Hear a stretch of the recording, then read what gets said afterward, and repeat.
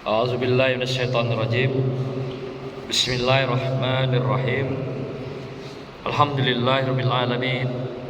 Wa bihi nasta'in ala umuri dunya waddin. Wassalatu wassalamu ala asrafil anbiya'i wal mursalin Sayyidina wa maulana Muhammadin wa ala alihi wa sahbihi ajma'in. Amma ba'du. Hadirin yang dimuliakan Allah, para jamaah, anak-anakku santri santriyah yang berbahagia, kembali kita melanjutkan tadabbur kita, ngaji Al-Quran kita ba'da salat zuhur.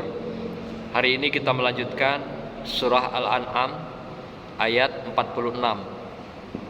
Pada pembahasan sebelumnya sudah disampaikan oleh Ustadz kita bahwasanya ada 3 hal penting yang termuat di dalam surah Al-An'am ini, mulai dari ayat 42 sampai nanti akhirnya adalah pada ayat 47. Hari ini kita membahas ayat 46 dan 47, 2 ayat sekaligus karena ada kaitannya langsung. Kajian lalu Allah mengingatkan kita bahwasanya dengan kejahatan yang dilakukan oleh kaum kafirin, kemudian juga musyrikin, demikian juga kaum fasikin, bahwasanya Allah telah memperingatkan mereka, telah diingatkan dengan berbagai hal berkenaan dengan aba-aba agar mereka tidak melakukan kejahatan dan kemungkaran. Sehingga peringatan ini berulang-ulang. Ada peringatan yang diberikan dalam bentuk gempa, ada juga yang diberikan dalam bentuk musibah banjir, ada juga diberikan dalam bentuk berbagai musibah-musibah, apakah ledakan gunung atau letupan gunung. Demikian juga dengan hujan yang dilebihkan oleh Allah SWT, sehingga apa yang diberikan itu adalah merupakan peringatan-peringatan di antara satu dan yang lainnya.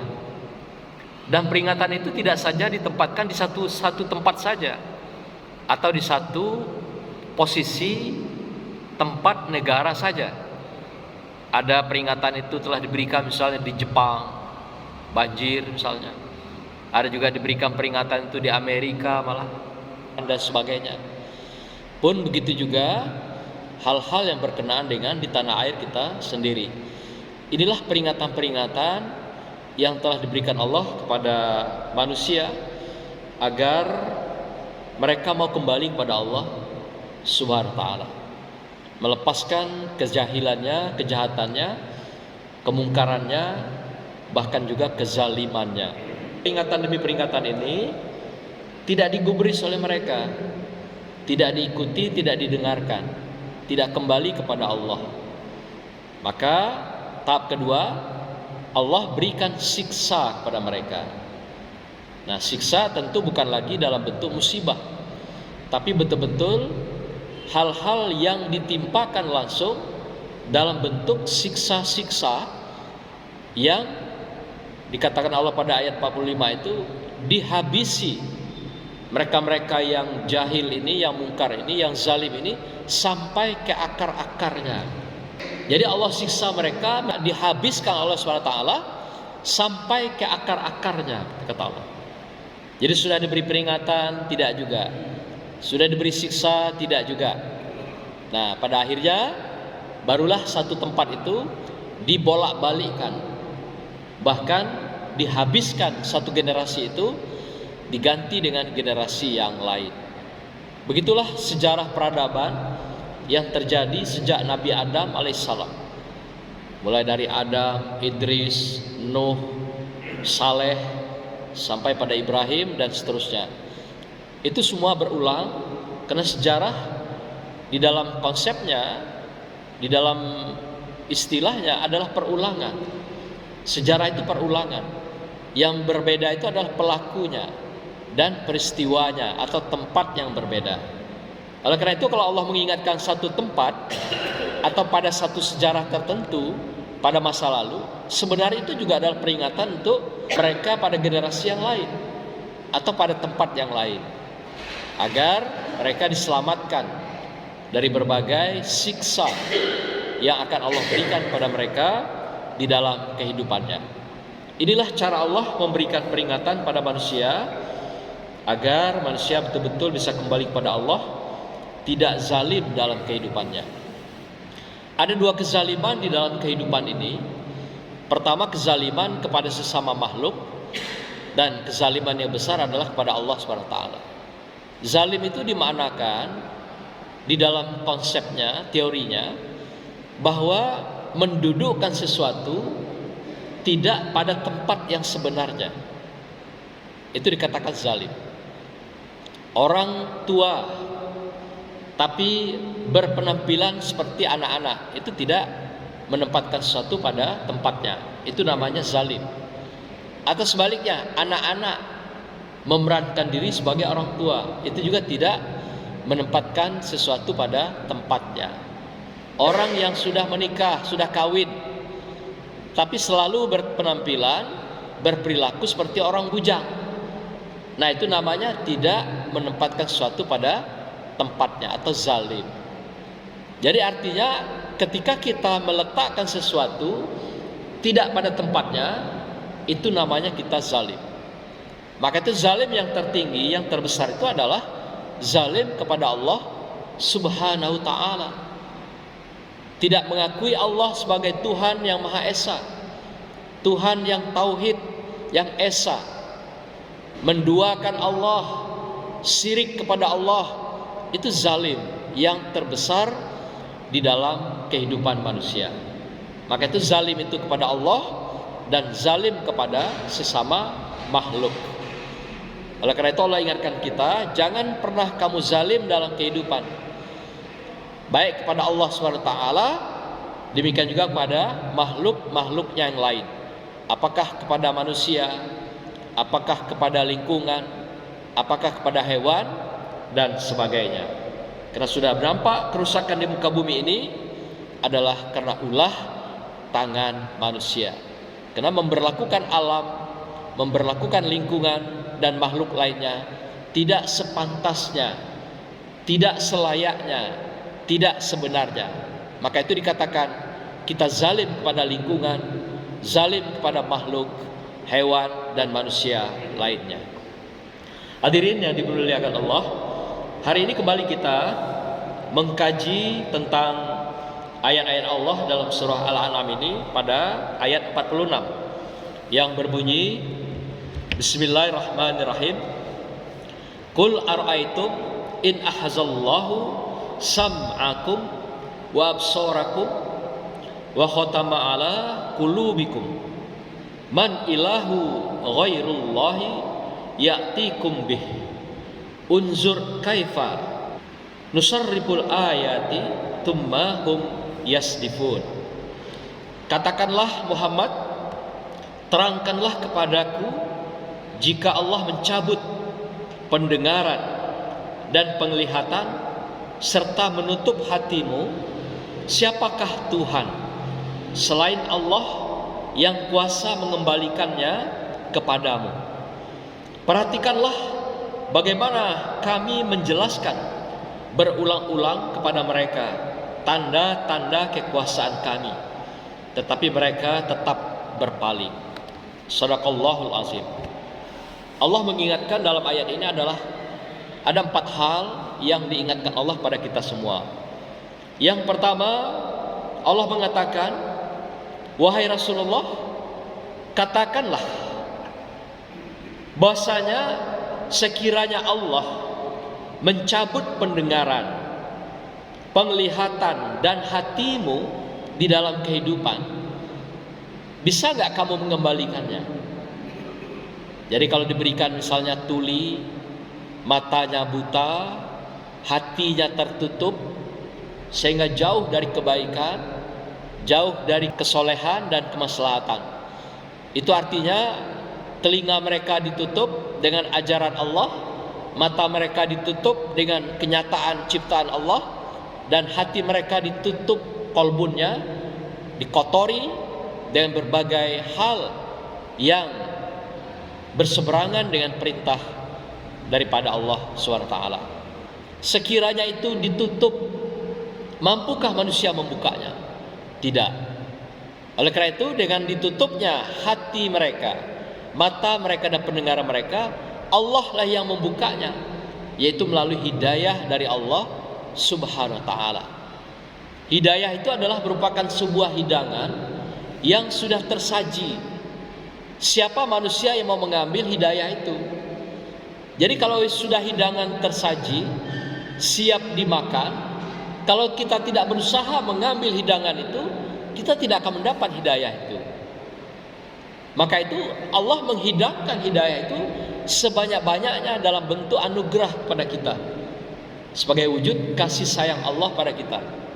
Maka itu Allah tidak akan pernah memberikan bala, musibah dan siksa duluan kepada manusia, tapi Allah berikan dulu rahmatnya, kesenangan, ketenangan, kedamaian, kebahagiaan. Itu adalah peringatan supaya mereka mau kembali kepada Allah, supaya mereka mau taat pada Allah, sampai pada akhirnya mereka menutup telinga mereka, mata mereka, sampai pada hati mereka. Nah, ketertutupan itu Allah akan berikan hidayah kalau mereka mau mendekat kepada Allah. Oleh karena itu, hidayah itu bagaikan hidangan yang sudah tersaji ketika mereka diberikan akal yang sehat untuk mempertimbangkan segala sesuatunya tentang Allah dan seluruh ciptaannya, memberikan hati yang paling dalam, paling halus, agar apa? Mereka menggunakan hati itu untuk memberikan penilaian-penilaian benar terhadap kebenaran dan juga kekuasaan Allah. Mereka diberikan mata untuk melihat semesta kenyataan ciptaan Allah ini. Apakah mau tidak mensyukuri, mengakui akan adanya kebesaran Allah Subhanahu wa taala? Dalam konteks inilah Allah menghimbau, Allah mengajak, dan Allah mengingatkan kita semua, termasuk orang-orang sebelum kita yang dikatakan tadi sejarah adalah perulangan. Apakah mau kembali kepada Allah Subhanahu wa taala, atau bertahan dengan berbagai ketertutupan dirinya, keingkaran dirinya terhadap Allah Subhanahu wa taala? Oleh karena itu, kata Allah, sekiranya mereka tidak mau mendapatkan hudan, hidayah Allah itu yang sudah diberikan, dihidangkan oleh Allah Subhanahu wa taala, maka Allah ingatkan kembali, man ilahu ghairullahi ya'tikum bih.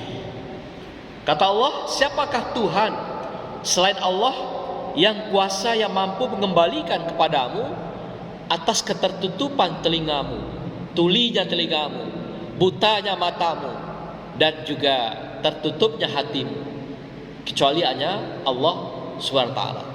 Dan ketika kamu juga mau mendekat, mendapatkan hidayah itu, kalau kita juga tidak berusaha mendapatkan hidayah, Allah juga tidak akan berikan hidayah itu.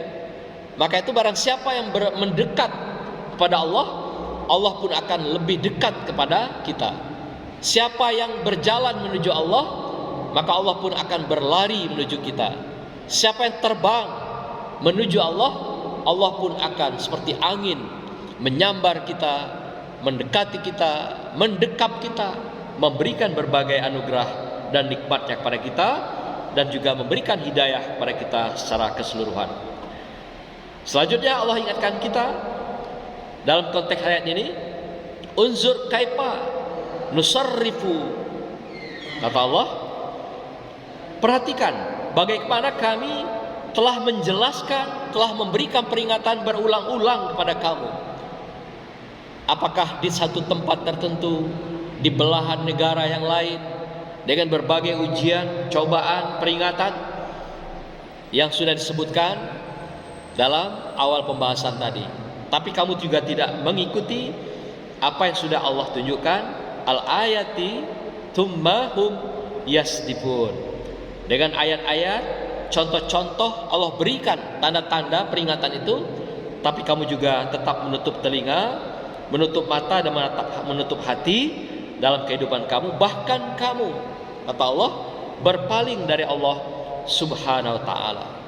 Jadi bukan saja menutup telinganya, bukan saja menutup mata dan menutup hati, tapi juga kamu berpaling malah, tidak mau mendekat pada hidayah Allah, maka Allah berikan pada kamu siksa dan hancurkan kamu sampai ke akar-akarnya.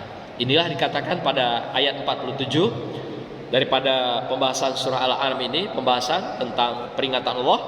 Ya Allah katakan, Kul ara'aitum in atakum azabullahi ba'datan au jahratan hayyah laku illal qaumul zalimun.